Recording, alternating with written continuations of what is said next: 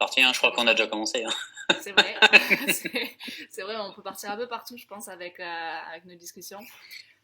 Ouais, mais je te laisse cadrer, parce que si tu me laisses freestyle, ça va partir dans tous les sens. Pas de souci, ça va être au feeling aussi, je fonctionne beaucoup comme ça. Yep, Mon but, c'est, nickel. enfin, on a vu que tu avais un grand engouement, surtout ce week-end. On a eu l'occasion quand même de se rencontrer, enfin d'échanger. J'ai pu te voir sur scène. J'ai vu à quel point tu aimes retourner l'esprit des agents, complètement chambouler tout ça, et que tu n'hésites pas à les secouer en fait. Et moi avec, hein. Et moi avec, parce que oui, je cherche à inspirer, à faire une différence dans la vie des gens. Euh, mais comme disait un de mes bons amis hier, par message, je crois que j'ai encore besoin de quelques jours pour vraiment réaliser ce qui s'est passé. Ce que je pouvais même pas imaginer, même dans mes rêves les plus fous, de pouvoir faire pleurer les gens dans une salle de conférence où que ça se termine standing ovation ou faire des câlins à 300 personnes. J'aurais même pas pu imaginer ça. Tu peux pas mettre ça dans un plan, c'est pas possible. C'est vrai, c'est vrai. Ben, enfin, on va en parler un petit peu de tout ça, si tu veux d'abord te présenter, parce qu'il y en a énormément qui te connaissent, c'est une idole pour, enfin, en tout cas chez les KW, pour beaucoup de personnes. Pour d'autres personnes qui se demandent ben, qui c'est ce Yann, qui c'est ce Yann Raoult, est-ce que tu veux nous en parler un petit peu? On va faire, c'est de faire longue histoire courte parce que donc ça fait quand même déjà 23 ans enfin bientôt 23 ans que je suis agent. J'ai commencé à 21 ans, je sortais de l'école, je me suis lancé corps et âme dans ce métier avec prospection. Disons que c'est ça. J'étais un obsédé de la prospection. J'ai pris énormément de parts de marché sur les secteurs où j'étais. J'ai rentré beaucoup de mandats, j'ai fait beaucoup de ventes, on a fait beaucoup d'argent. Enfin, surtout mon patron parce qu'à l'époque j'étais salarié, En donc France? en France, Ok. ouais, pendant 10 ans. J'ai monté 3 agences pour lui puis pour un autre, mais pour faire l'histoire courte, je vais aller à l'essentiel. J'ai monté 3 agences, participé à la création de 3 agences, manager d'autres collaborateurs les 4 dernières années de ma carrière en France. Et en 2006, j'avais déjà quand même ce truc qui tournait dans ma tête, certainement à la trentaine, les dizaines qui donnent envie de faire comme des tournants dans nos vies. Okay. Ça a été, est-ce que je vais manager plus gros? Est-ce que je monte mon agence? Est-ce que je deviens marchand de biens ou carrément autre chose? Et j'ai pris une autre décision. En fait, le cœur a ses raisons que la raison ne connaît pas, et cette raison-là, c'était les plus beaux yeux du monde. J'ai rejoint ma copine qui était au Canada déjà depuis 1 an et demi. On se connaissait déjà depuis longtemps. J'avais vendu la maison de ses parents. En 1999. Et puis j'aime toujours cette petite joke. Je disais à mon beau-père, j'ai vendu ta maison, je t'ai pris 10 000 et je suis resté dormir. Donc Canada, j'arrive avec 2 3 sacs, une grosse volonté, et puis je recommence comme agent immobilier, comme j'avais toujours appris à le faire. Appelle des gens, fait du porte-à-porte, fait des ventes, recommence. Et la prospection au Canada, quand il fait beau, c'est cool, mais nos hivers durent 6 mois, et quand il fait -20, -30, que même si tu es super motivé, ton niveau d'enthousiasme descend vite, au même rythme que la température, et il fait tellement froid que c'est pas supportable d'être dehors. Donc la, la, la protection allait de moins en moins, et puis les résultats ils n'étaient pas forcément au rendez-vous que je souhaitais. Et en 2015, j'avais acheté un programme de coaching où l'idée en gros c'était tu vas faire de l'argent mais sans faire d'appel à froid, sans faire de porte à porte, etc. Okay. Je suis toujours personne qui part du principe que quand quelque chose se passe pas bien, c'est de ma faute. Donc je préfère partir du principe de dire que c'est de ma faute, il y a des choses que j'ai pas faites correctement, plutôt que de dire que ce programme ne fonctionne pas.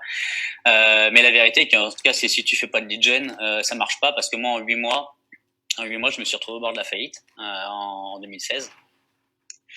2016, je lis le livre rouge de Gary Keller, le MRIA, l'agent immobilier millionnaire, le Millionaire Real Estate Agent. Donc avec un bon accent français. C'est très bien. Et, et à ce moment-là, moi, il me reste surtout des dettes d'entreprise, plus d'argent et puis le mental de quelqu'un qui vient de se prendre un mur. Hein.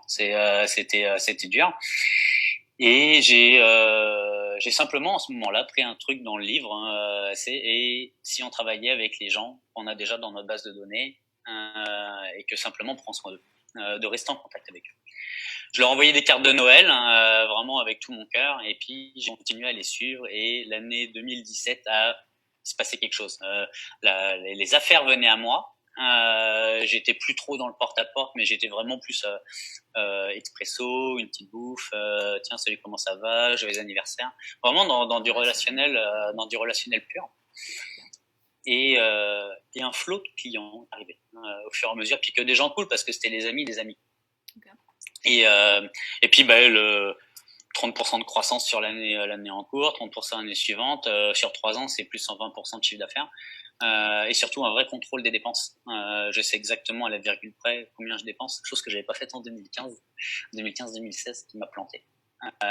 Que je suis passé de, en fait, de passer de chenille à papillon.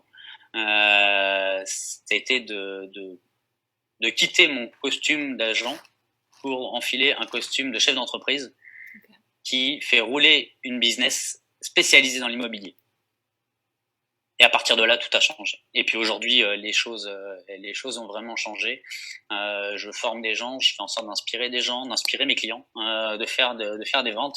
Parce que comme de la même façon que les personnes que j'essaie d'inspirer, les agents, moi mon boulot c'est le même. Je fais mes appels, je parle à des gens, je prends des rendez-vous, je négocie des contrats. Les acheteurs, bon, je m'en occupe plus, c'est quelqu'un qui le fait pour moi dans l'équipe. Okay, donc on est passé de solo à équipe. Ouais, je suis passé de l'homme orchestre à chef d'orchestre. Okay. Je me suis entouré de personnes. J'ai délégué les tâches administratives, marketing, les photos et les acheteurs, qui me permet de me concentrer sur le levier maximum, qui est de prendre des mandats et de les vendre, de bien les marketer. Et de les vendre. Mais comme c'est écrit dans le livre rouge, de toute façon, moi, j'ai rien inventé.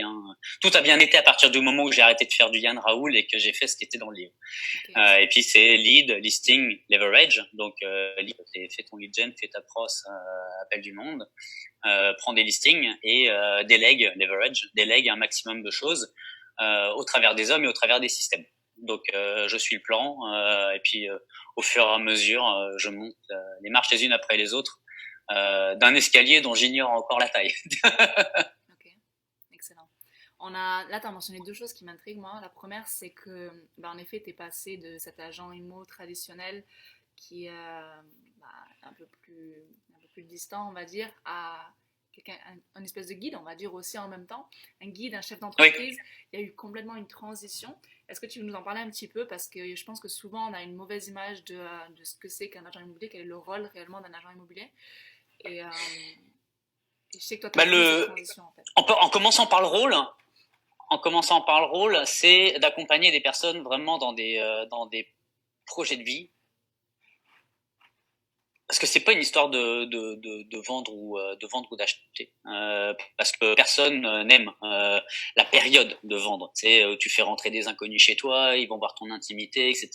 Ça fait triper personne. Mais par contre, c'est le après. Tu sais, donc en fait, on les accompagne dans une phase de transition qui est stressante et qui est pleine de risques, pleine de peur, pleine de risques. Donc nous, on est là pour lisser les risques, rassurer. Et de faire passer, de transformer toutes leurs émotions à simplement, ok, toi client, t'as ça comme option, ça ou ça. Tu sais, de ramener les choses vraiment groundées, terre à terre, pour simplifier les choses. Plutôt que plein d'émotions dans leur tête, t'as A, B ou C. Tu prends quoi? Où il peut se passer ça. Donc, sois pas surpris s'il se passe A, B ou C. Et puis du côté, par exemple, acheteur ou vendeur, finalement, même si les options sont différentes, on revient sur le même débat. Accompagnement dans un élément majeur de leur vie. Sur Ce qui a changé, tu parlais de la distance à reconnecter. 2015-2016, en fait, moi, je m'étais vraiment caché derrière mon ordinateur.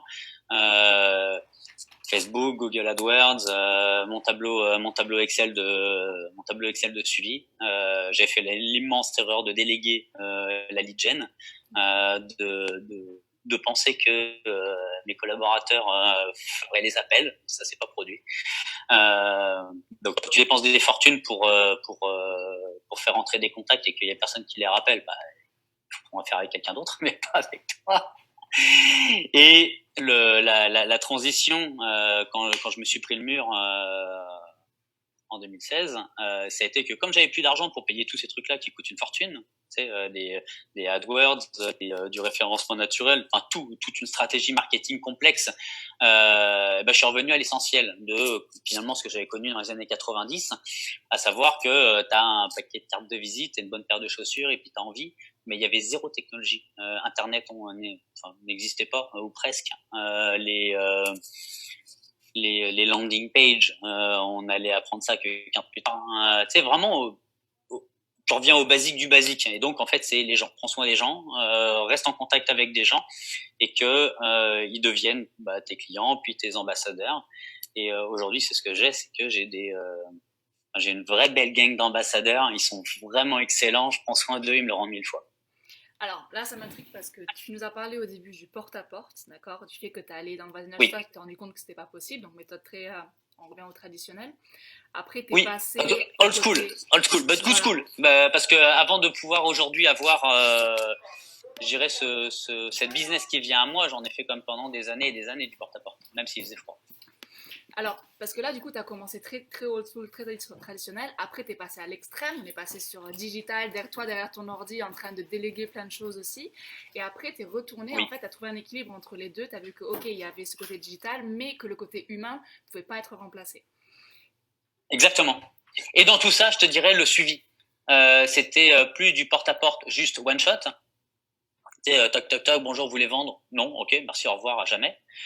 Mais que même si je faisais toc toc toc, que ce soit une porte ou une landing page ou peu importe, ce qui a fait la différence, c'est que j'ai initié des conversations avec les gens. J'utilise pas le mot de prospection, c'est des conversations. C'est parce que j'aime pas prospecter, mais j'aime bien avoir des conversations. Donc en tout cas moi pour mon cerveau, c'est mieux comme ça, parce que la prospection je le fais pas, mais les conversations je le fais tout le temps. Et de tenir les choses dans la durée. Et comme je l'ai expliqué dans le keynote ce week-end, il y avait une slide, c'est l'expérience client commence à la première conversation et ne se termine jamais. Donc c'est sur la vie entière. Parce qu'il y a beaucoup d'agents, et puis moi le premier, on surestime ce qu'on est capable de faire dans une année, et on sous-estime ce qu'on est capable de faire dans une carrière. Okay. On se dit, tiens, je sais pas, quelqu'un qui vient de démarrer dans l'immobilier, il se dit, bah tiens, je vais faire 500 000 ou 1 million dans ma première année. Bon, j'y souhaite bon courage. Mais il n'imagine pas tout ce qu'il est capable de monter comme empire sur une durée de vie. Ok, est-ce que ça vient d'un problème de voir court terme, long terme ou pas? On voit beaucoup de choses, à court terme. Il n'y a pas de vision. Pourquoi on se lève le matin, le pourquoi, c'est l'essence même des choses. Pourquoi tu fais les choses, pourquoi tu te lèves le matin, qu'est-ce qui est important pour toi dans la vie? Parce que le business, ça sert juste à payer ce qu'on détermine être notre vie parfaite. Même si on peut s'épanouir dans le travail. Mais moi, je me définis pas par rapport à mon travail. Je me définis par rapport à ce que je suis, ce que je vis avec mes proches, ma femme, mes enfants, mes activités, mes loisirs, mes hobbies, tout ça. Mon travail ne me définit pas, me définit plus. Pendant longtemps, ça a été le cas, mais aujourd'hui, non, c'est plus ça. Est-ce que du coup, tu vois une différence? Parce que souvent, on dit, ouais, mais j'ai ce masque d'agent immobilier et j'ai ce masque de moi, papa, chef père de certains enfants. Est-ce qu'au final, tu arrives à combiner les deux ou est-ce qu'il faut avoir ces deux casquettes différentes?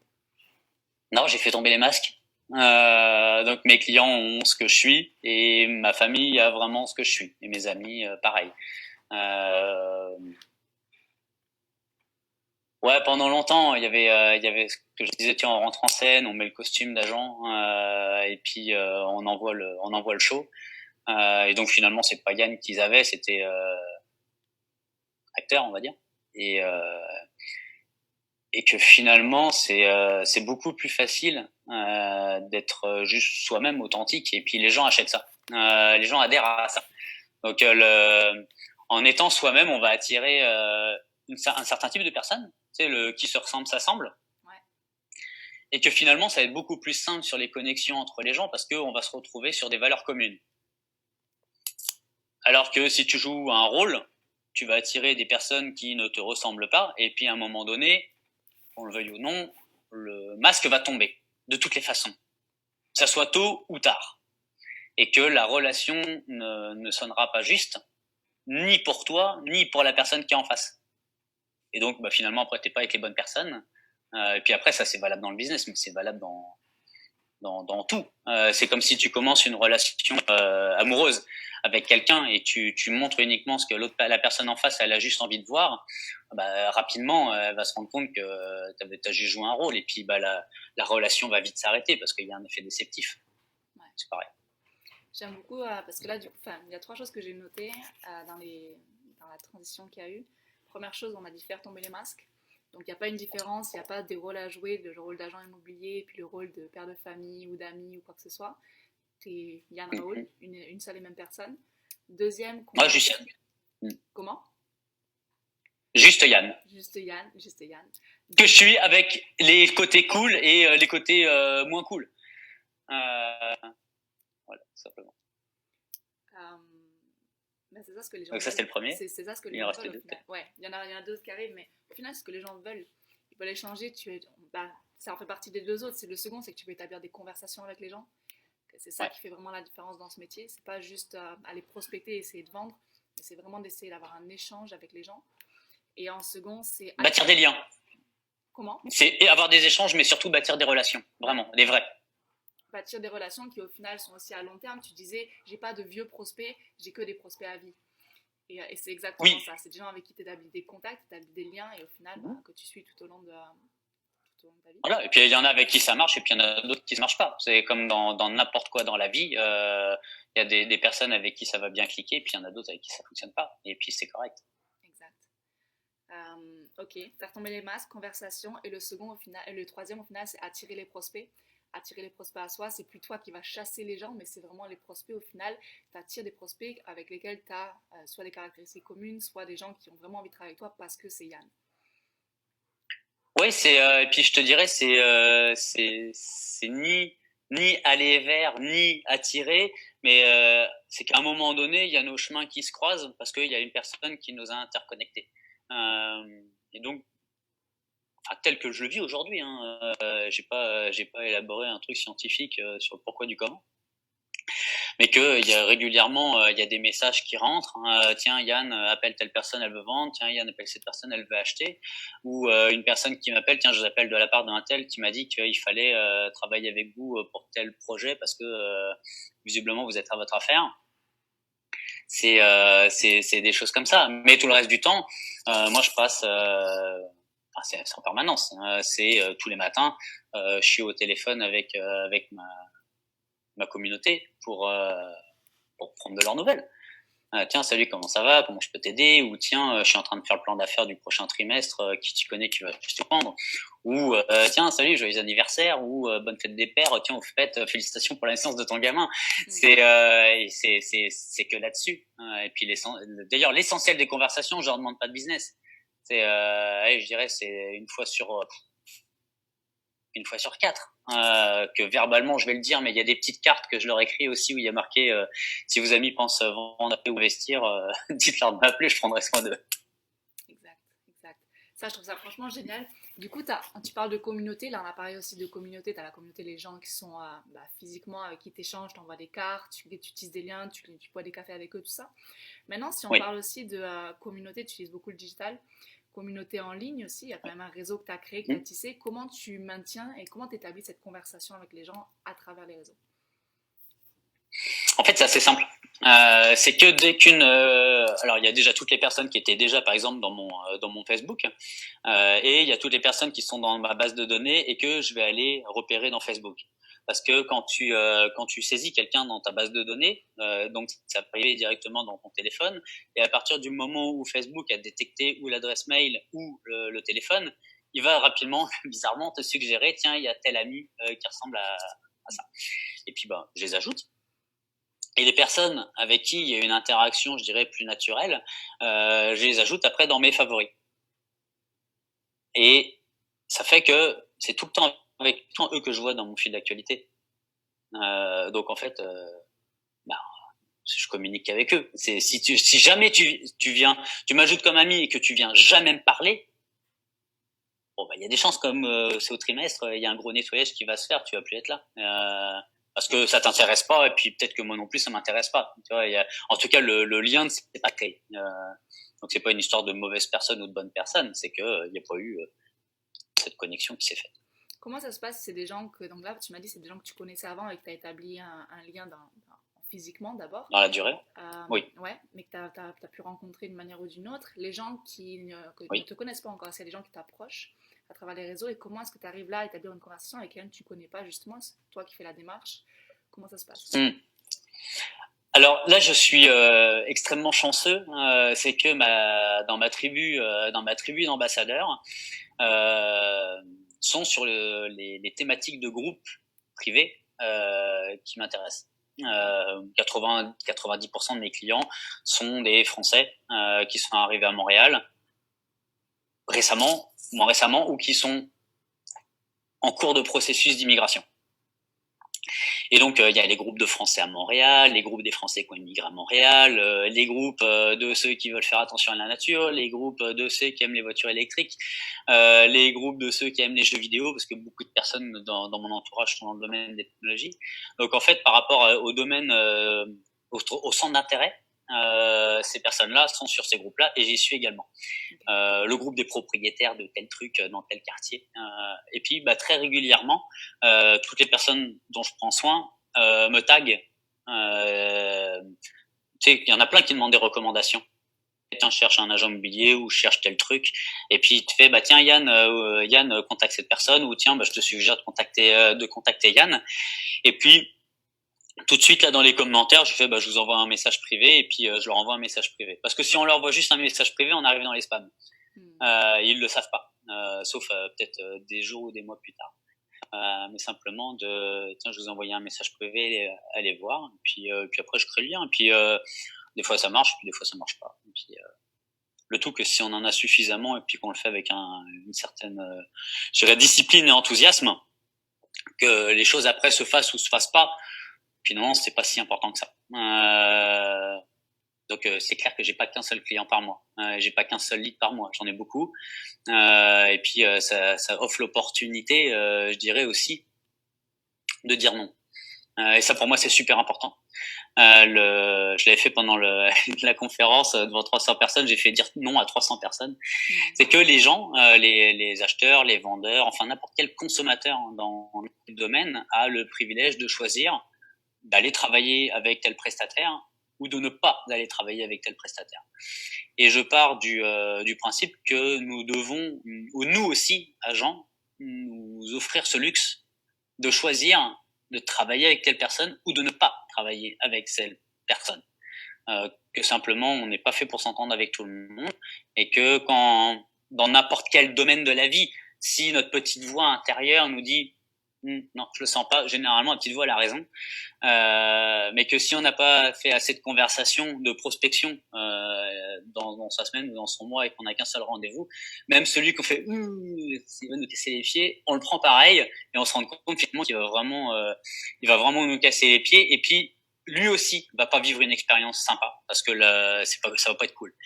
Et donc ouais, t'offrir ce luxe de choisir, ce luxe de dire non. Ce que je trouve super intéressant dans ce que tu dis aussi, c'est que là, du coup, tu fais partie de plein de groupes différents. Oui.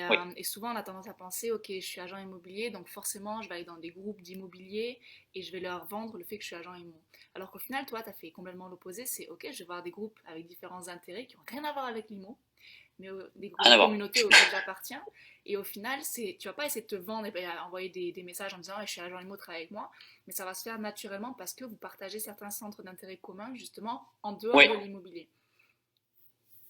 Ouais, c'est clair. Et puis de toute façon, moi, je suis dans ces groupes-là. Et puis quand il y en a un qui est là juste en train de vendre sa salade, son produit ou machin, bah, je trouve ça insupportable. C'est comme la troisième slide de ta conférence où c'est Times Square, où t'as 100 000 pages Facebook, donc 100 000 personnes qui sont là en train de vendre leurs produits, leurs services, combien je chiotte. Et puis il y a une espèce de brouhaha où finalement on voit rien, on n'accroche plus à rien parce que on est juste sur du transactionnel. Ils cherchent du client pour chercher du client et que moi je suis là pour bâtir des relations et puis il y en a qui deviendront mes clients et puis d'autres pas. Euh, et bien sûr je veux des clients, mais si tu ne deviens pas mon client c'est pas grave, ça va pas m'empêcher de dormir parce que je fais ce qu'il faut pour avoir suffisamment de clients pour faire rouler mon entreprise. Top, top. Mais ouais, c'est ça d'être un être humain. C'est celui qu'on est, that's it. Faut pas chercher à prendre la place d'un autre. Juste toi-même. Juste reste toi-même. Ok, du coup, là, dans les méthodes que tu utilises, on a vu que tu appartenais à différents groupes sur les réseaux. Oui. Après, j'ai vu que tu publies aussi pas mal de contenu. En général, tu aimes bien faire des vidéos aussi. De temps à autre, tu parles de certaines choses. Mm-hmm. Quels sont les... Je suis pas assez régulier là-dessus, mais j'y travaille. ça va être important, mais au moins, tu en lances quand même. Il y en a quand même pas mal qui circulent. Oui. Quelles sont justement ces différentes méthodes qui te permettent, toi, d'établir cette conversation? De rester top of mind au final dans l'esprit des gens et de ne pas faire du bruit comme ces autres agents qui mettent juste des annonces des biens immo tout le temps ou en train de faire la promotion de leur groupe immobilier. Ouais, bah déjà je suis pas là à publier 10 fois par jour. C'est globalement, je dirais 3 fois par semaine. Non, en tout cas de ce que les gens peuvent voir sur mon profil perso. Alors, avant d'approfondir la réponse, il y a 2 éléments à distinguer. C'est que quand on est vraiment proche, on communique ensemble sur mon profil, et que si on se parle pas, tu vas rester sur la page. Okay. Donc plus on devient one-on-one, plus on devient intime, plus tu viens au centre de la cible, plus tu viens sur le profil. Et puis au fur et à mesure, il y a du nettoyage, hein, parce que en tout, entre la page et puis le profil perso, c'est 10 000 personnes. Et c'est d'égal à égal. Donc je suis intime avec 5 000 personnes. Hein. On peut être bien avec 150, 200 personnes maximum. Mm-hmm. Donc sur la façon de communiquer avec eux, au-delà, je dirais, comment dirais-je, d'une ligne éditoriale, des événements mensuels ou de telle propriété qui vient d'arriver. Encore, je communique à peine sur mes propriétés parce que c'est bon, c'est pas un portail. Page Facebook, c'est pas un portail d'annonces immobilières où si t'as juste tes propriétés à sortir ou à dire combien de millions t'as fait, t'es juste là en train d'écurer les gens parce que les gens ne se rendent pas compte c'est du chiffre d'affaires, c'est pas des salaires. Déjà d'une, et que les chiffres pour beaucoup de personnes peuvent aussi paraître indécents. Quand on parle en centaines de milliers ou en millions, et puis même certains de mes copains en milliards, en volume, les gens, ça fait pas. Qu'est-ce que ça peut faire qu'un tel ou un tel est plus intéressante qu'une autre parce qu'elle fait des milliards ou des millions. C'est pas ça qui détermine, c'est pas ça qui fait une personne. Okay. C'est pas son portefeuille, c'est ce qu'elle est.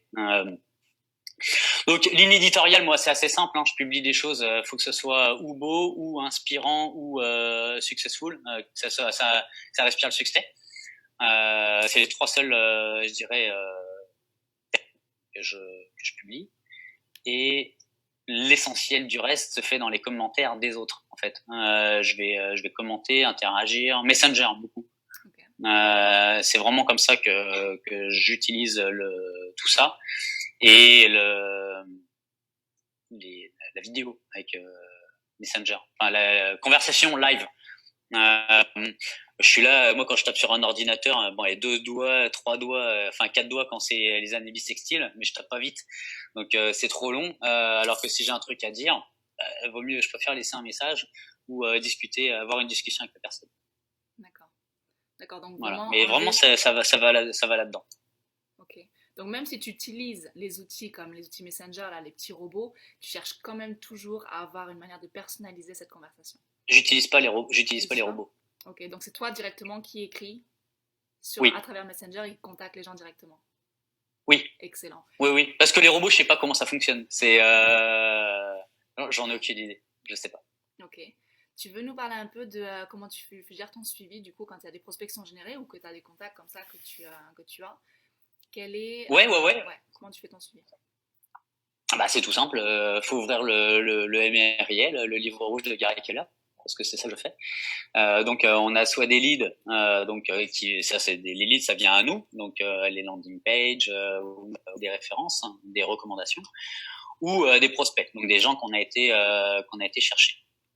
Ces personnes-là, on connecte avec eux. Tant qu'on leur a pas parlé, c'est du marketing. C'est je communique vers toi. Et donc là, c'est capturé. Et puis, quand on a commencé à discuter ensemble, là, c'est connecté. Donc, il y a des questions et des réponses. Il y a une vraie conversation. À partir de ce moment-là où on s'est parlé, soit on transforme tout de suite en rendez-vous parce que la personne est prête, c'est le bon timing pour aller de l'avant. Et puis on se prend un rendez-vous et puis on voit si on veut faire affaire ensemble ou pas. Ou alors la personne, c'est pas le bon timing. Par exemple, je sais pas moi, je veux acheter dans 2 ans. On va pas se rencontrer maintenant. Enfin, moi, je veux bien, on va se prendre un café, ça va me faire plaisir. Mais d'un point de vue business, c'est pas là maintenant, concrètement, que les accords commerciaux vont se mettre en place. Donc Il y a est-ce des qu'on les liens qui vont se créer, abandonne? mais pas les...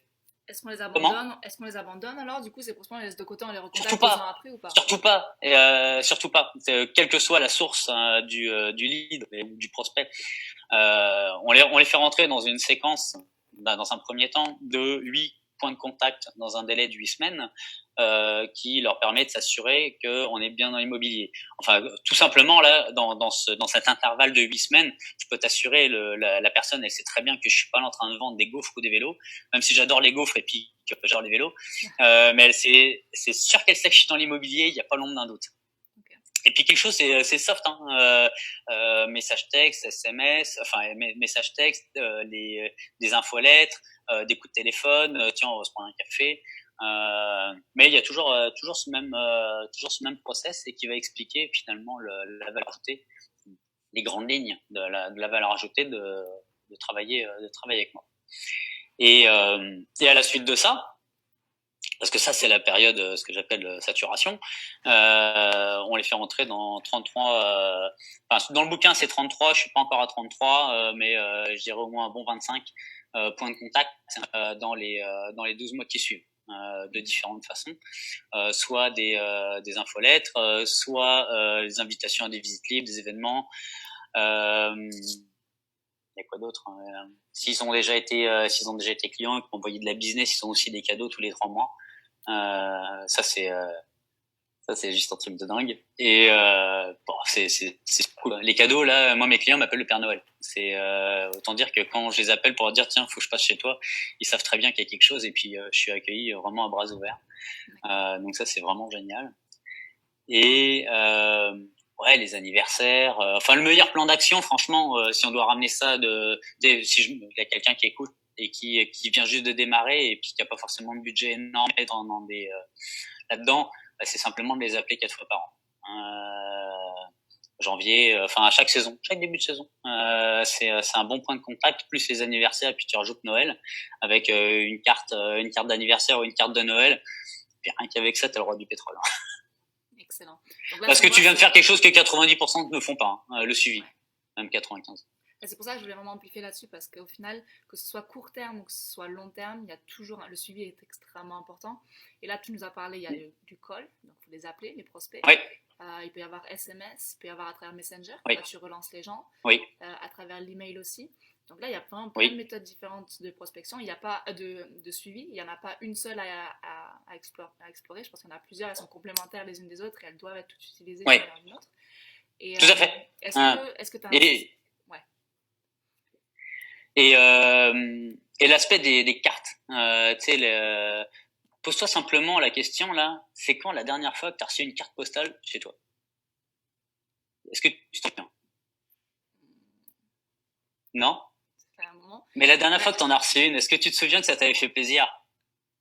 Ah bah forcément, ça fait plaisir. Là, j'attends celle de la Saint-Valentin de Yann qui va arriver dans ma boîte aux lettres.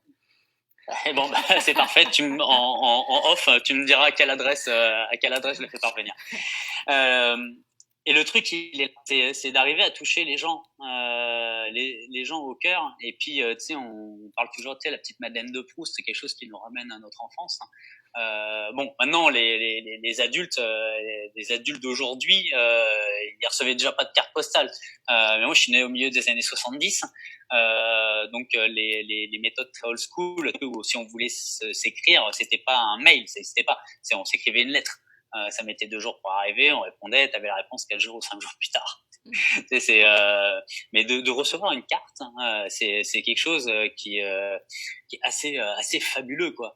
Et un exemple tout bête que je vois moi dans mon quotidien, c'est ma maman qui envoie des cartes postales à chaque fois elle est en voyage, et puis elle est à la retraite, donc elle est tout le temps en voyage, et puis elle envoie des cartes postales à mes enfants. Il y en a une pour mon garçon et puis une pour ma fille. Et mais à chaque fois ils sont super excités d'aller à la boîte aux lettres, hein, pour aller chercher la carte de papier mamie. Et puis ça les touche. Et puis on n'est pas différent, même au fond de nous-mêmes. Il faut bien qu'il y ait un enfant qui soit ce jour-là. Donc bah ça vient nous chercher. Et puis ça, c'est pas un truc qu'on va mettre à la corbeille dans le mail, dans la corbeille, enfin la poubelle des mails, ou qu'on va rajouter dans un favori, peu importe, ça reste. Il y a un truc. Il y a de grandes chances que ça se termine sur le côté du frigidaire. Comment, ok, donc là, parce que bon, on arrive à un côté très très émotionnel, au final, tu rentres quand même, là, tu rentres dans la vie des gens, tu laisses un petit mot, tu Sûr. partages, tu donnes des cadeaux aux prospects aussi. Mm-hmm. Comment, comment on va dire, puisque tu parles aussi de landing page et tout ce qui est marketing, tout ça, ce qui est très, enfin, c'est froid, tu vois, c'est distant le fait d'utiliser des systèmes d'automatisation comme ça. Donc pourquoi ça te sert en fait? Pourquoi est-ce que tu l'utilises?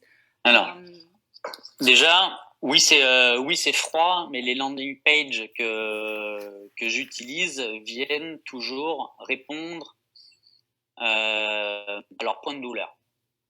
Je fais pas de marketing de Yann, regardez-moi comment je suis bien de profil ou de face, ou regardez comme il est cool mon costard. Rien à voir. Moi, c'est toujours t'as besoin de telle information, je te fournis cette information-là, simplement remplis ton nom, ton prénom, ton téléphone, ton mail, et tu vas recevoir cette information. Et le truc, le truc, il est là, hein. C'est une offre publicitaire très précise, une promesse, tu vois, que si en échange de cette promesse, on te demande tes coordonnées, et puis délivrer de l'information dans l'immédiateté. C'est tout de suite. Il n'y a pas de délai. Et puis promesse, livre le truc. Donc ce qui est livré, ça répond exactement à ce qui était demandé. On n'en rajoute pas 50 000 pages d'autopromotion ou quoi aux caisses. La promotion, enfin l'autopromotion, et la promotion, la mise en avant, je dirais, de la valeur ajoutée complémentaire, je dirais, vient dans les 8 par 8, les 8 séquences de contact à l'intérieur d'un intervalle de 8 semaines, et la trentaine de points de contact qui vient sur l'année suivante. Ok. Pourquoi tu en as besoin du coup de faire ça, de faire ces différentes publicités à la base? Est-ce que c'est une manière pour toi d'automatiser, de systémiser un petit peu une partie du business pour pouvoir te concentrer sur toi, justement, le suivi, ce contact-là? Ou Je te dirais, ces 2 dernières années, j'en ai fait moins, mais j'en ai quand même fait. Et que là, cette année, il faut que j'y retourne, parce que je peux pas mettre tous mes œufs dans le même panier. Aujourd'hui, c'est 88% de ma source de transaction qui vient de ma sphère d'influence, repeat business referral. 88%, c'est s'il se passe n'importe quoi de, je sais pas, une météorite qui tombe sur ma sphère d'influence, il y a plus ça. Et puis on dit toujours les 20-80, et puis là 88% de ma business viennent simplement de 20% de ma base. Ok, c'est cool, mais ce qu'il y a, c'est que je peux aller chercher aussi 20% d'équilibré. d'aller travailler aussi le 80%, qui va ramener aussi un 20%. Et ce qu'il y a, c'est qu'après, ces personnes-là, comme j'alimente un suivi constant, deviennent eux-mêmes, ils rentrent dans le 20% d'aujourd'hui qui me rapporte 80. Et on sait que en alimentant ces points de contact avec un certain nombre de personnes, il faut 1920 personnes dans une base de données avec qui tu as initié des contacts, donc avec qui tu as vraiment parlé, que tu es vraiment en lien, pour faire 2,5 millions de chiffre d'affaires, donc pour avoir net avant impôt dans la poche de la compagnie 1 million. Donc l'objectif, c'est d'arriver si on veut faire 2,5 millions de chiffre d'affaires, il faut 1920 personnes. Et puis que si on veut faire 5 millions, il faut gagner. C'est juste mathématique. Donc là, c'est du volume que tu recherches du coup? Non, c'est des axes de différenciation, que ça vienne de différents axes, de pas avoir tous les œufs dans le même panier. Aujourd'hui, alors sur les 3 dernières années, ça venait uniquement, je dirais, de sphères d'influence clients qui vont faire leurs amis. Et là, sur la dernière année, il y a de plus en plus aussi des liens que j'ai créés avec mes collègues français qui m'envoient eux-mêmes des clients. Mais on est toujours dans l'axe du referral. Donc, il y a ceux qui viennent parce que c'est des gens que je connais personnellement, on a été clients, on travaille ensemble. Il y a un deuxième axe qui est venu se greffer pour travailler avec d'autres collègues pour s'envoyer de la business réciproquement. Ils m'en envoient, je leur en envoie. Et ça marche vraiment bien. Et puis, et ça, c'est un axe que je développe beaucoup. Par exemple, de venir à Family Reunion en France pour animer des conférences. Ouais, c'est cool, j'aime la lumière, j'aime parler en public. Mais les investissements d'aller-retour sont tellement élevés parce que je prends tout en charge. Derrière, il y a aussi une logique de développement d'entreprise. Et puis ça marche, de créer des liens pour que je connecte avec les meilleurs dans ce réseau. Et puis tiens, qui tu connais qui voudrait acheter à Montréal, tiens, au fait, j'ai un tel qui voudrait acheter dans ta ville. Et puis on partage. D'accord, donc ça fonctionne bien. J'en parlais avec justement des agents français ce matin qui me disaient, ouais, mais comment tu fonctionnes pour parler avec d'autres agents et tout ça. Normalement, un agent immobilier, c'est quand même très compétitif. Il y en a plein qui ont peur justement d'essayer de partager, collaborer avec d'autres agents immobiliers. Au final, toi, tu as vu que ça fonctionnait relativement bien. Ah, pour moi, je vais vraiment, j'irai à l'inverse de ce ressenti, de la peur de partager. C'est au contraire. C'est dès que je peux proposer une formation dans mon market center, mon agence, je le fais. Dès que je peux aller en proposer aussi dans d'autres market centers, j'y vais. Ou là, j'ai l'opportunité de parler devant 300 personnes sur un keynote, j'y vais. Parce que des agents à travers le monde, il y en a, mais énormément. Donc si je me mets sur scène déjà et puis que je viens transmettre un savoir, partager ce que un autre m'a appris, forcément on me regarde plus de la même manière. Tu vois, ça nous permet de nous élever. Et puis c'est une tribune fabuleuse. Plutôt que d'aller voir individuellement 300 personnes, je parle à 300 personnes en leur disant à Montréal, avant que ça soit mes clients, ce sont vos clients. Je vous dis ça juste comme ça. Il y a 60 000 demandes de visa par an. Il y en a 6 000 qui sont attribuées. J'ai des clients qui ont des maisons à revendre en France. Ils veulent acheter ici. Connectons-nous. Et donc finalement, en une conversation, je viens d'impacter possiblement 300 personnes. Et que avant de leur demander quoi que ce soit, je leur ai déjà donné une conférence avec j'espère, en tout cas, les retours que j'ai, c'est que oui, j'ai transmis de la valeur. Mais chaque note, moi, ça m'a demandé 30 heures de préparation. J'en ai donné 2, par exemple, pour Family Reunion ce week-end. C'est 60 heures de préparation, $5 000 pour les hôtels, la bouffe, l'avion, etc. Et ce que j'ai essayé de tenter de leur expliquer aussi, c'est le manque à gagner. Parce qu'aujourd'hui, j'ai une équipe, mais l'équipe ne roule pas à 100% quand je suis pas là. Donc moi, quand je suis pas là, c'est un manque à gagner de 10 000 par semaine. Donc c'est pas 5 000, c'est 15 000, plus tout le temps que j'ai préparé avant. C'est un investissement qui est important. Et puis retour sur investissement. Il faut. Ok, c'est excellent parce qu'au final, tu fais ce que personne ne fait dans l'industrie de l'immobilier. Tu fais énormément toutes les techniques que tu utilises et même ta manière de travailler, que ce soit avec les clients ou que ce soit avec les autres conseillers immobiliers aussi. C'est Mhm. très disruptif par rapport au modèle traditionnel français. Je pense qu'il y a beaucoup de Français qui vont se dire mais comment ils travaillent comme ça. Moi j'aimerais bien avoir justement ta vision par rapport à cette industrie parce qu'on voit que ça change, ça commence à bouger surtout sur le marché français. Même si là tu es à Montréal, tu reviens quand même de manière régulière et enfin, tu Ouais. vois où l'industrie est en train de se diriger sur le marché français. Est-ce que tu veux partager un Et petit que je peu sois et que je sois là ou pas, parce que je fais en sorte aussi de maintenir des relations dans la durée avec les personnes avec qui j'ai connecté pour aller entre deux rencontres. Pour moi, il se passe plusieurs mois parce que je suis pas je suis peut-être une fois par an en France uniquement pour le travail. Mais entre temps, les gens ont pas beaucoup de mémoire, donc il faut leur rappeler régulièrement à mon bon souvenir et puis toujours continuer de leur apporter de la valeur. Donc finalement, pour intéresser les gens, faut leur parler d'eux et puis pas de toi. C'est qu'est-ce que tu peux faire pour eux et puis le faire plutôt que de toujours demander. Puis ouais, c'est ça. C'est en fait pour gagner, c'est plutôt que demander, bah offre. Et puis c'est cette sorte de loi de la réciprocité ou loi de l'attraction, on appellera comme on voudra, mais que plus tu donnes, plus ça revient. Et, euh, et moi j'y crois vraiment énormément. Je le vois, simplement. Je le vis au quotidien. D'accord. Quels sont du coup, là, si tu peux conseiller un petit peu des conseillers immobiliers qui sont en France et que tu leur donnes une vision, parce que souvent on voit à court terme, on n'arrive pas à voir où l'industrie est en train de se diriger, qu'est-ce que tu vois?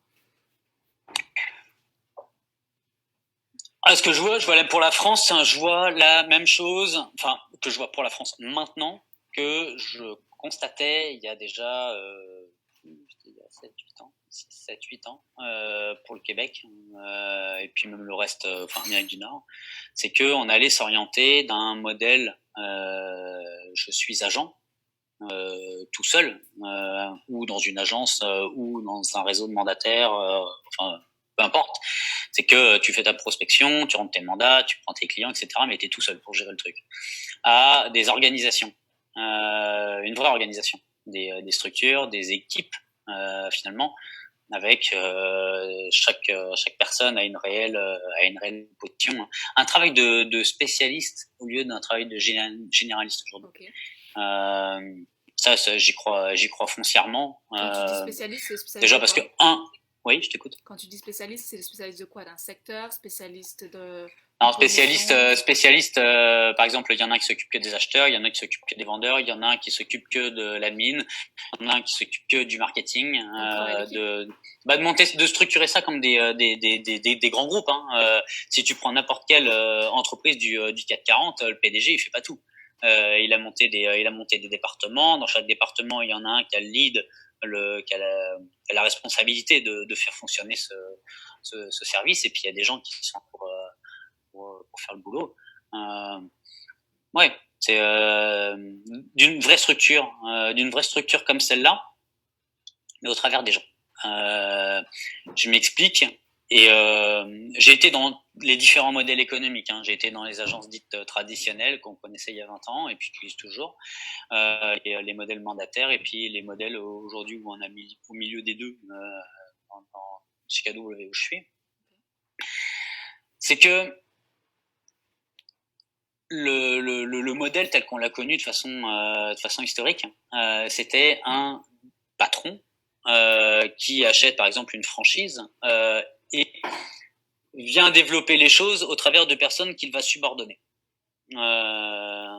Et qu'aujourd'hui, avec le télétravail ou l'envie de se développer personnellement, l'envie d'entreprendre, il y a des petits entrepreneurs comme moi, comme toi, comme d'autres. Il y en a, c'est des graphistes, il y en a, c'est des agents, il y en a, c'est des gens dans le marketing, vont vouloir s'élever. Et que dans le modèle, en prenant référence par exemple au modèle KW, c'est un individu qui a l'opportunité de se lancer finalement avec peu de moyens, hein, en autant que tu t'apprennes le modèle, tu suis le modèle, tu peux te démarrer avec pas trop d'argent, et que au fur et à mesure tu vas grandir au travers des autres. Donc en fait, il va falloir que tu fasses grandir les autres. Ça c'est la condition sine qua non. C'est que si tu veux grandir, il faut que tu fasses grandir les autres et pas les asservir. Tu les fais évoluer en compétences et puis dans leur mindset et puis dans leur vision de carrière.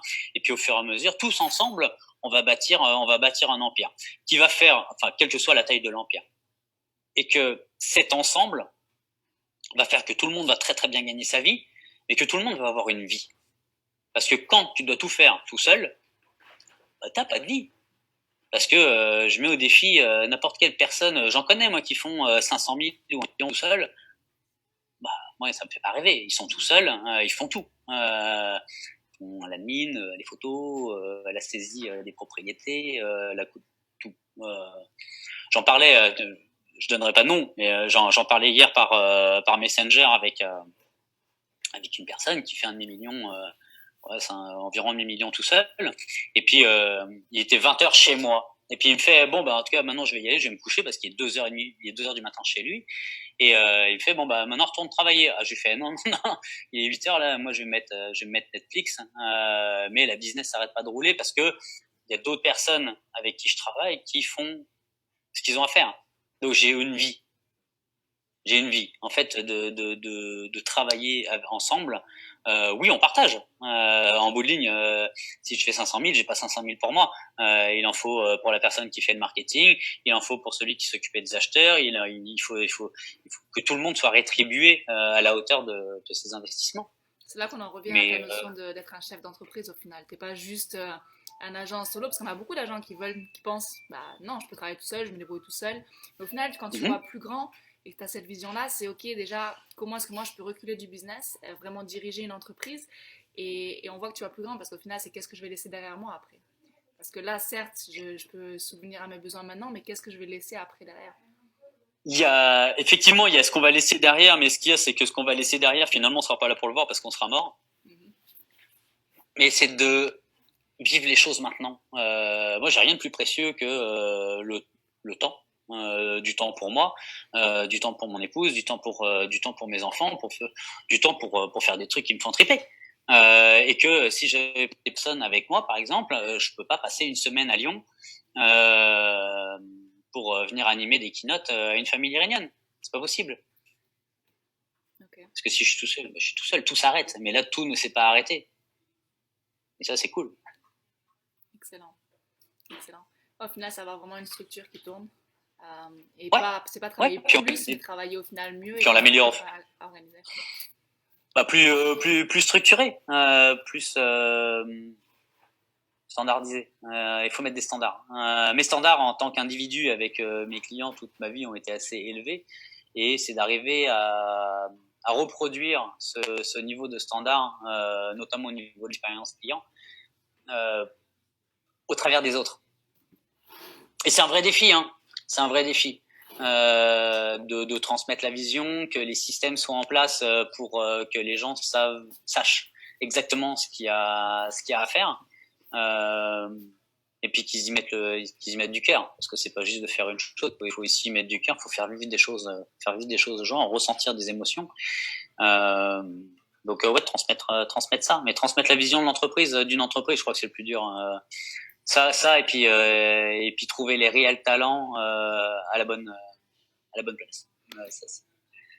C'est beaucoup de sélection, d'entretien, et puis pas beaucoup de recrues, parce que le prix d'un bon recrutement, c'est juste fabuleux, mais le prix d'un mauvais recrutement, ça coûte une blinde, et puis ça vient casser les pieds au reste de l'équipe, que si on vient engager la mauvaise personne, c'est pas juste ce qu'il a à faire qui est pas bien fait, mais ça vient nuire à l'objectif. Et donc on suit le modèle. On nous apprend aussi à comment sélectionner les gens et puis comment les faire travailler. Et puis jusqu'ici ça va. Moi j'y vais tranquillement. Je prends mon temps. Je préfère travailler avec des gens qui font leur boulot, mais que j'aime travailler avec eux au quotidien. Et que même si la croissance va pas forcément aussi vite que dans ma tête, moi j'ai envie d'avoir du plaisir dans mes journées de travail. Donne-nous un exemple de ta journée type de Yann. Journée type, 8h20, alors déjà je me lève, 3 expressos, Trois expressos, 8h20, les enfants ils sont déposés à l'école, 8h20, 8h30, le temps d'aller au sport.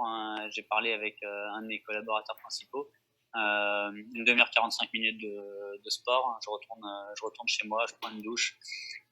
Des conversations pendant 1h30, 2 heures à peu près. Sur lead gen ou follow-up, peu importe. Après je mange, après je fais un tour au market center parce que je trouve ça cool et puis j'y vais pas le matin, dès le matin. Parce qu'en fait je suis trop bavard et puis trop communicant, donc en fait j'aurais du bon temps mais j'aurais pas fait ce que j'ai à faire, donc tout ce qui est difficile je fais dès le début. Pour moi plus dur que le lead gen, c'est d'aller pousser de la fonte ou d'aller courir, donc je le fais tout de suite. Et puis plus la journée avance, hein, donc plus je vais vers l'agréable. Donc j'ai mes rendez-vous avec mes clients 2-3 fois par semaine, je vais chercher mes enfants à l'école. Et puis après, je joue avec eux pendant 1 heure, puis je retourne travailler. Une fois que j'ai terminé ma journée, je retrouve ma petite famille. Je mets le téléphone sur le meuble dans l'entrée et puis il est éteint. Et puis je le rallume que le lendemain matin. Donc là, on va faire une certaine. Et je travaille pas le samedi et je travaille pas le vendredi. Des vraies journées off. Et moi, mon défi de cette année, c'est de prendre une semaine de vacances toutes les 6 semaines. Pour recharger les batteries à intervalles plus réguliers, et éviter de sauter en l'air quand vient Noël et que je suis complètement épuisé. Donc de faire un peu plus attention à la machine, au travers du sport, au travers de l'alimentation, au travers de que je fume pas, que je fume plus. Ouais, de faire attention. On a qu'une notre moyen de transport pour toute la vie, c'est notre corps, et puis notre cerveau, enfin il fait partie du corps. Faut en prendre soin. C'est pas interchangeable, on peut pas aller au supermarché, tiens, je voudrais un autre physique, s'il vous plaît. Mais le physique, au final, pour le maintenir, ça commence avec le mindset. Donc là, on voit que tu travailles. Avec l'envie, c'est avec l'envie, tu sais, c'est l'envie de se sentir bien, c'est l'envie de se sentir en forme, l'envie de se sentir heureux, l'envie d'être en shape, parce que je trouve comme c'est comme plus agréable d'être je dirais comme quand on était à nos 20 ans disons que moi si je fais rien à 44 ans, c'est sûr que je suis pas dans la condition physique que je suis aujourd'hui, je ressemble plus à dans 20 ans, mais je travaille à faire attention à ce que je bouffe. Ouais, je préfère rentrer dans des chemises slim que dans des parachutes.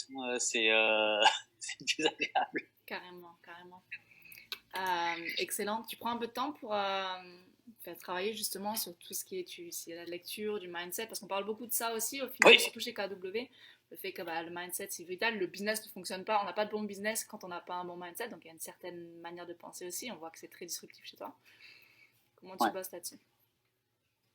C'était plusieurs lectures, je dirais. Les lectures qui m'ont impacté, il y avait comme Confiance illimitée avec Franck Nicolas, ça c'est il y a peut-être 7-8 ans. Le Mérier en 2016, suivi de près par The One Thing. Alors The One Thing, ça a été une révélation, parce que on a toujours mis en avant là, tu sais, le multitasking, les gens multitâches. En gros, il faut que tu fasses tout le temps et puis là, t'es un king. Focus. En fait, c'est pas possible. C'est pas possible. Et en plus, une de mes particularités, j'allais dire une de mes tâches, enfin une de mes tares, une de mes particularités en tout cas, c'est que je suis hyperactif. Trouble déficit d'attention, hyperactivité, je suis médicamenté. Donc moi dans ma tête déjà c'est un feu d'artifice, donc un feu d'artifice qui essaye d'être multitâche, au bout de ligne il n'y a rien qui est fait. C'est le 14 juillet dans ma cervelle, tant que j'ai pas pris mon Ritalin, c'est le 14 juillet. Et finalement c'est toujours se poser la question, c'est quelle est la chose que si je la fais, tout le reste c'est comme secondaire où je peux le déléguer. Dans mon boulot, ma tâche numéro 1, que si je fais ça, je peux m'abstenir de faire tout le reste, c'est le lead gen. C'est tant que je parle avec des gens d'immobilier et que j'alimente mon business en kérosène, parce que le lead gen n'est que le kérosène de notre modèle économique. Tu sais, je veux faire tant de chiffre d'affaires, tant de mandats, il me faut tant de ventes, etc. Pour alimenter, il faut le kérosène. Le kérosène, si on est encore coincé sur le tarmac et qu'on met du kérosène, bah on décolle. Mais si on met pas de kérosène, ça décolle pas. D'accord. Donc, mais quand on est en l'air, déjà, imagine on est dans un avion à 10 000 pieds. Et ben si on comment dire, si on arrête de mettre, s'il n'y a plus de kérosène, bah c'est c'est juste ça. Comment? Alimenter constamment. Ouais, il faut alimenter. Bah, c'est simplement du kérosène. C'est comme n'importe quoi. Tu mets une voiture, un avion. Si t'as de l'essence, t'avances. Si t'as plus d'essence, t'avances plus. Mais je préfère utiliser le terme de l'avion parce que généralement la chute elle est violente. À partir du moment où on arrête de prospecter, d'avoir ces conversations, l'incidence ne va pas avoir lieu tout de suite. C'est des cycles de 90 jours. C'est tout ce qu'on fait aujourd'hui, on va en avoir les bénéfices 90 jours plus tard. Mais tout ce qu'on fait pas aujourd'hui aussi, on va se reprendre le tour de bâton dans 3 mois. Donc l'avion, au moment où on ne fait pas les choses, l'avion il est en col. Et qui arrive souvent, tu sais, quand on est vraiment super occupé, beaucoup de rendez-vous, beaucoup de mandats, beaucoup d'acheteurs, on est dans l'euphorie, il y a toutes les promesses d'achat qui se signent, les compromis, le notaire, etc. Et puis qu'à un moment donné, on a passé tout chez le notaire, on est épuisé déjà, et que tiens, bizarre, il y a plus de rendez-vous. Bah non, parce que t'étais en train de travailler comme un fou. Ou alors célébrer. Ça, c'est aussi un autre truc. Hein, ce que j'appelle la politique des bras en l'air. Genre, t'as fait 3 ventes, hein, et puis t'as fait 15 000, puis t'es là, ouais, et tout. Et puis, mais ce qu'il y a, c'est que t'as les bras en l'air pendant 3 mois, en train de célébrer, tu fais plus rien. Déjà, tu dépenses toute la thune que t'as gagnée.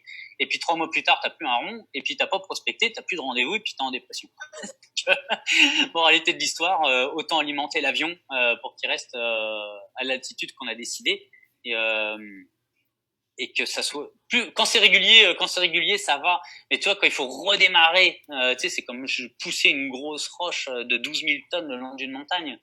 C'est comme la quantité de carburant qu'on crame au crash d'un avion, elle est phénoménale. Bah, là c'est pareil, et le carburant c'est ce qu'on a à l'intérieur de nous, alors que si on arrive à rester en croisière, il y a les moteurs, il y a le carburant, mais il y a aussi l'effet aérodynamique, de portance, comme un planeur. Il y a des choses, ça va nous demander moins d'efforts. Donc ça demande moins d'efforts d'être régulier que de constamment, tout le temps recommencer. Parce que c'est plus tu veux vraiment être constant, c'est comme quand tu fais du sport, tu vas à la gym pendant un mois, tu as un super corps, des muscles partout, et puis t'arrêtes parce que t'es content. Après ça, on aimerait bien, hein, mais on y travaille. Bah, par exemple, pendant les vacances de Noël, je suis pas allé au sport. J'y suis retourné au début de l'année. J'avais l'impression d'avoir des bretelles. Tellement j'étais raqué de courbature. Ouais, puis après tout est plus facile. On s'entraîne plus facilement, on court plus longtemps, ou on court plus vite, ou on porte plus lourd. On porte plus lourd, et puis ouais, c'est plus simple. Et puis même la récupération, ça demande moins d'efforts, tout simplement. Ouais. Mettre en place des petites habitudes aussi, c'est là que ça devient important, ouais. Être discipliné à ce niveau-là. Tout à fait. Des petites habitudes, des petites choses simples. Comme d'arrêter de fumer, bah, c'est sûr que si on s'arrête une semaine et qu'on reprend une cigarette, bah, on va retomber. Ou comme de parler à des gens, de dire tiens, je vais me mettre à la prospection, et que on voit ça comme une résolution, la liste des résolutions. Je faisais une vidéo ce matin là-dessus. La liste des résolutions du jour de l'an, c'est une liste faite pour 12 mois qui s'arrête le 12 janvier. Et que la seule différence entre entre une résolution atteinte et pas, bah, c'est la mise en place d'une habitude. Et que si on peut travailler, s'améliorer à mettre en place une habitude, n'importe autre, par petits bouts. C'est comme si notre business c'est un éléphant, la prospection c'est un éléphant sur l'année, on mange une petite bouchée à la fois, c'est plus digeste, et au moins c'est fait. Donc ouais, la mise en place d'habitudes, de nouvelles habitudes en permanence. Et puis on peut pas en mettre 12 en même temps, donc on prend celle qui est la plus importante et puis on s'y attelle. Si, c'est être un peu pessimiste, c'est bizarre comme question, mais si tu meurs demain, Yann, quelle est la chose que tu as envie de dire, une phrase à tous ceux qui t'écoutent? À qui? À toi? Tous ceux qui t'écoutent. Ça va être beaucoup d'agents émo, hein, mais tous ceux qui t'écoutent.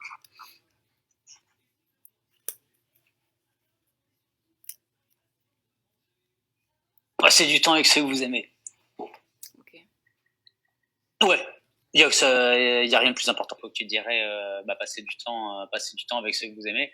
Et puis que si tu veux passer du temps avec ceux que t'aimes, il faut s'organiser pour en avoir. Et je l'avais dit dans le keynote quasiment à la fin. Moi, il y a 3 ans, c'est ma fille qui m'avait dit, de toute façon, moi, je vais aller voir maman pour lui demander parce que de toute façon, toi, t'es jamais là, tu t'occupes pas de nous. Ça faisait, ça pique, hein. Mais qu'à partir de là,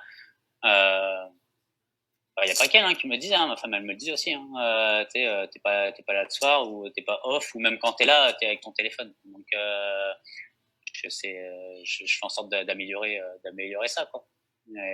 Et de monter une entreprise avec d'autres personnes qui sont là, ça permet aussi d'arriver et pour moi et pour eux d'arriver à se dégager du temps pour vivre tout simplement. Ou comme ce matin j'avais un meeting rapide, donc c'est même pas un meeting, c'est expresso conversation à la cool, où j'ai expliqué à un de mes collègues, prends du temps, prends une journée de congé pour tes loisirs, quand est-ce que tu passes un peu de temps avec ta conjointe, parce qu'il travaille tout le temps, mais la vie c'est pas illimité, mais on s'arrête.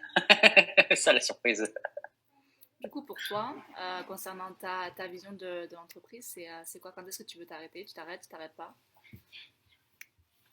En fait, ce que j'aime dans la vie, c'est et en fait c'est ce qui m'allume, c'est d'avoir le choix, d'avoir plus de choix. Alors le choix de travailler ou de pas travailler tel jour ou tel jour, je dirais à l'horizon de 10 ans, d'avoir le choix de continuer à travailler ou d'arrêter.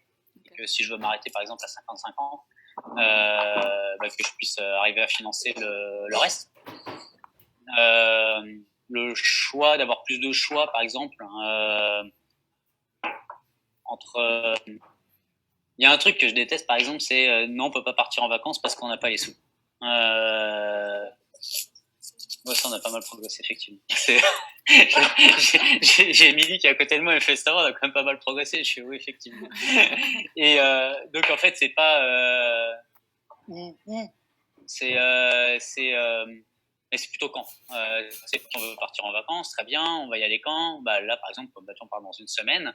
Et puis après, d'avoir plus de choix sur les destinations ou